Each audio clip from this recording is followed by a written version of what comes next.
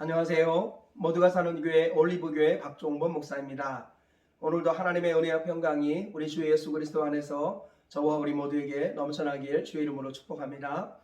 오늘은 사사기 4장 1절에서 11절 말씀에 근거해서 여선지자 드보라와 하나님의 사람 바락이라는 제목으로 하나님의 말씀을 전하도록 하겠습니다. 오늘 본문은 이스라엘 백성들이 에훗이 죽은 후에 하나님 앞에 또 범죄하여서 하나님이 그들을 가나안 왕 야빈에게 넘기시는 이야기입니다. 가나안 왕 야빈은 철병거 900대를 거느리고 있는 강성한 사람이었습니다. 그가 이스라엘을 20년 동안 압제했을 때 이스라엘 백성들이 회개하며 하나님 앞에 부르짖습니다. 그때 하나님께서 여선지자 드보라를 세워주시고 또 그를 돕는 하나님의 사람 바락을 세워주셔서 가나안 왕 야빈을 물리친다는 이야기가 오늘 본문의 이야기입니다. 이 말씀을 세 가지 정도로 정리하여 살펴보신 후에 교훈을 알아보도록 하겠습니다. 첫째로 이스라엘이 하나님의 목전에 또 범죄하여서 하나님이 그들을 이방인 왕 야빈에게 넘겨주었다라고 말씀하고 있습니다. 오늘 본문 1절 이하에 이렇게 말씀합니다. 에훗이 죽으니 이스라엘 자손이 또 여호와의 목전에 악을 행하여 여호와께서 하솔에서 통치하는 가나안 왕 야빈의 손에 그들을 파셨으니 그의 군대 장관은 하롯의 탁고임에 거주하는 시스라요 야빈 왕은 철병거 900대가 있어 20년 동안 이스라엘 자손을 심히 학대했으므로 이스라엘 자손이 여호와께 부르짖었더라. 네, 이스라엘 백성들이 하나님 앞에 또 범죄했죠.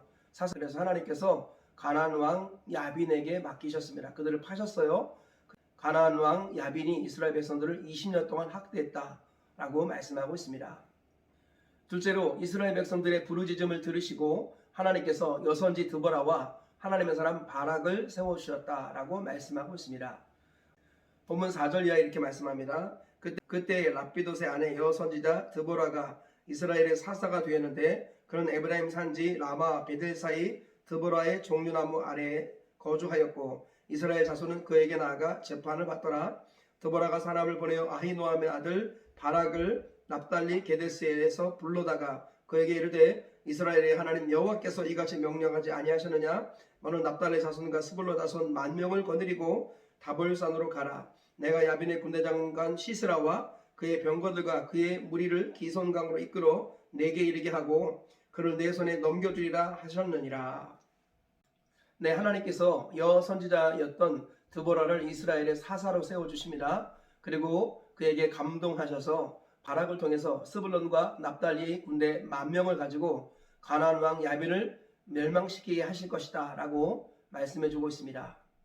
셋째로 바락이 드보라가 함께 가면 가겠지만 함께 가지 않으면 가지 않겠다라고 외치자 드보라가 함께 가겠다고 대답합니다. 오늘 보면 8절 이하에 이렇게 말씀합니다. 바락이 그에게 이르되 만일 당신이 나와 함께 가면 내가 가려니와 만일 당신이 나와 함께 가지 아니하면 나도 가지 아니하겠노라 하니 이르되 10절 바락이 스불론 납달리를 게데스로 부르니 10,000명이 그를 따라 올라가고 드보라도 그와 함께 올라가니라. 네, 바락이라는 사람은 하나님께서 함께 하시는 여선지자 드보라 그가 함께 있기를 원했습니다. 그가 하나님이 들어 쓰시는 사람이기에 그와 함께 가면 같이 가겠지만 그가 함께 가지 않으면 같이 가지 않겠다라고 말하는 것을 볼 수 있습니다. 그러자 여선지자 드보라가 바락과 함께 가는 내용이 오늘 본문의 이야기입니다. 이 말씀에 근거해서 교훈들을 살펴보도록 하겠습니다. 첫째로 죄에 대한 기준을 하나님의 눈에 맞춰야 한다라는 것입니다. 성경을 보면 이스라엘 백성들이 여호와의 목전에서 악을 행하였다 이런 표현들이 나오죠. 이스라엘 백성들이 여호와의 목전에서 악을 행하였던 것은 윤리적으로나 도덕적으로 악일 수도 있지만 그렇지 않을 수도 있습니다. 성경에서 말씀하는 악에 대한 기준은 하나님의 시각입니다. 하나님의 눈에 맞추어서 죄에 대한 기준을 갖고 있어야만이 그가 올바른 삶을 살 수 있습니다. 사람이 보기에 아무리 좋은 길일지라도 하나님 보시기에 피경악일 때가 있습니다. 죄에 대한 기준은 바로 하나님의 눈이 되어야 한다는 것입니다. 하나님의 눈에 맞춰 살지 않으면 아무리 의로운 삶이라 할지라도 그것은 죄가 될 수 있습니다. 마지막에 하나님의 눈에 맞지 않으면 주님은 불법이라고 말씀하시고 그 불법을 행한 자들을 모른다고 하십니다. 마태복음 7장 21절에 보면 그날에 많은 사람이 나더러 이르되 주여 주여 우리가 주의 이름으로 선지자 노릇하고 주의 이름으로 귀신을 쫓아내고 주의 이름으로 많은 권능을 행하지 아니하였나이까 하리니 그때 내가 그들에게 밝히 말하되 불법을 행하는 자들아 내가 너희를 도무지 모르노라 나에게서 떠나가라 주님이 말씀하신다고 하셨습니다.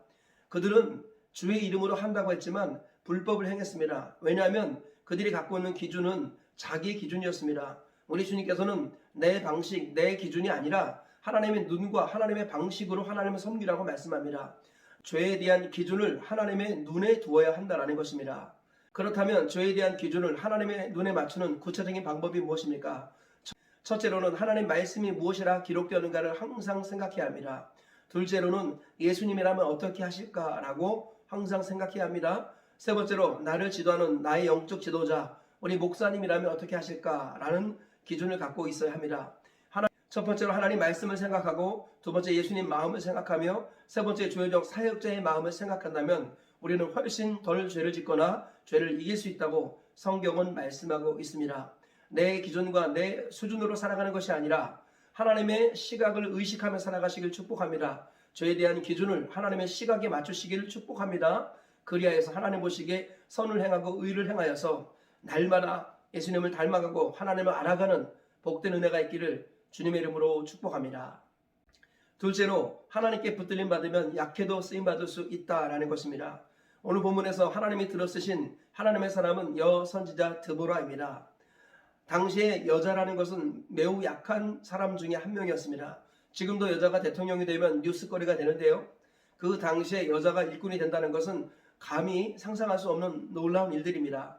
그럼에도 불구하고 하나님을 사랑하고 하나님의 손에 붙들림 받았던 여선지자 드보라는 이스라엘의 사사가 되어서 이스라엘 백성들을 구원하는 통로가 되었다는 것입니다. 하나님께 붙들림 받으면 약해도 쓰임 받을 수 있다라고 성경은 오늘 우리에게 말씀하고 있는 것입니다.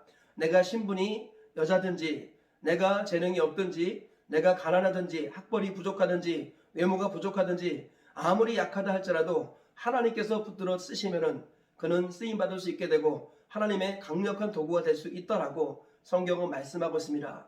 그러므로 나의 약함에 초점을 맞추지 마시고 하나님께 붙들림 받는 길이 무엇인가를 묵상하시기를 축복합니다. 하나님의 오른손에 붙들림 받는다면 약해도 다 쓰임 받을 수 있다고 성경은 말씀하고 있습니다. 우리 주님께서는 심령이 가난한 자는 복이 있다고 말씀합니다. 어린 아이와 같은 자가 되지 않으면 천국 갈 수 없다고 말씀합니다.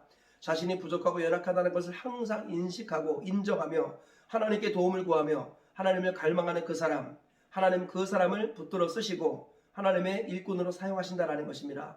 우리가 이 원리를 꼭 기억하시면서 내 약함으로 절망할 것이 아니라 하나님을 의지하는 도구로 삼으시고 하나님의 능력의 팔에 붙들림 받으셔서 이 시대의 하나님 나라 역사의 주역으로 쓰임받다가 하나님께 가시는 저와 우리 모두가 되시기를 주의 이름으로 축복합니다. 셋째로 하나님이 세우신 사역자를 하나님 대하듯 하라라는 것입니다. 오늘 본문 말씀에서 여선지자 드보라에게 하나님께서 강력하게 임재하십니다. 그리고 바락을 통해서 하나님께서 가나안 왕 야빈을 물리칠 것을 말씀하셨습니다. 그러자 여선지자 드보라가 그것을 바락에게 알려줍니다. 그러자 바락 입장에서는 자기가 직접 응답을 받은 게 아니었습니다. 여선지자가 응답 받은 것이었습니다. 그래서 바락의 입장에서는 강한 확신이 부족했습니다. 그러나 바락이 한 가지 확신했던 것은 하나님께서 여선지자 드보라와 함께 하신다는 사실이었습니다. 그래서 바락은 자기가 직접 응답을 듣지 못했기 때문에 여선지자 드보라가 함께 가면 자기가 그 싸움에 가겠다라고 말씀합니다. 그러나 여선지자 드보라가 함께 가지 않으면 자기도 가지 않겠다라고 말하는 것입니다. 이것은 불신이 아니었습니다. 이것은 바락에게 주신 사역자를 향한 하나님의 마음이었습니다. 사역자를 대하기를 좋게 하듯 할 때 하나님께서 함께 하신다는 것을 바락은 알고 있었습니다. 우리가 하나님은 자기의 종 사역자를 하나님의 대리인으로 간주하는 사람에게 복을 주시고 그 사람을 통해서 하나님 나라가 확장되게 하십니다. 하나님께서는 하나님이 함께 하시는 드보라와 함께 가면 자기도 가겠다라고 믿음으로 고백했던 이 바락의 고백을 들으시고 가나안 야빈과의 싸움에서 승리를 주십니다. 우리가 이 사실을 기억하시고 하나님이 세우신 사역자를 대하기를 하나님께 하듯 하는 저와 우리 모두가 되시길 축복합니다. 하나님께서는 지금도 자기 종 사역자를 통해서 일하시고 계십니다. 이 사실과 이 원리를 잊지 마시고 하나님이 세우신 하나님의 사역자를 죽게 하듯 하시길 축복합니다. 고넬료가 베드로를 대하기를 하나님께 하듯 했던 것을 우리가 기억하시면서 항상 하나님께 쓰임받기를 원한다면 하나님이 세우신 주의 종 사역자를 죽게 하듯 하는 하나님께 하듯 하는 저와 우리 모두가 되시길 주의 이름으로 축복합니다. 말씀의 결론을 맺겠습니다. 오늘 하나님께서 이스라엘 백성들이 범죄하여서 가나안 왕 야빈에게 그들을 파셨습니다. 그때 하나님께서 여선지자 드보라와 바락을 세우셔서 이스라엘을 구원하시는 이야기가 오늘 본문의 내용입니다. 이 말씀을 통해서 세 가지 교훈을 살펴보았습니다. 첫째, 하나님의 눈이 죄에 대한 기준이 되어야 한다라는 것입니다. 내 생각과 내 수준으로 살면 망합니다. 하나님의 시각에 근거하여 살아갈 때 올바르게 살아갈 수 있습니다. 둘째로, 하나님께 붙들림 받으면 약해도 쓰임 받을 수 있습니다. 여자일지라도 하나님이 함께 하시면 가장 강력한 하나님의 사람이 될 수 있습니다. 나의 약함에 절망하지 마시고 그 약함을 하나님을 의지하는 통로로 삼으시길 주의 이름으로 축복합니다. 셋째로, 하나님이 세우신 사역자를 하나님께 하듯 하라라는 것입니다. 하나님은 지금도 자기 종 사역자를 통해서 하나님의 일을 하신다는 것을 믿으시고 하나님이 함께 하시는 사역자와 함께 하셔서 하나님이 주신 승리를 누리고 경험하시길 주의 이름으로 축복합니다. 오늘 세 가지 말씀 기억하시면서 하루를 승리하며 사시고 평생 승리하며 사시는 저와 우리 모두가 되시길 주의 이름으로 축복합니다.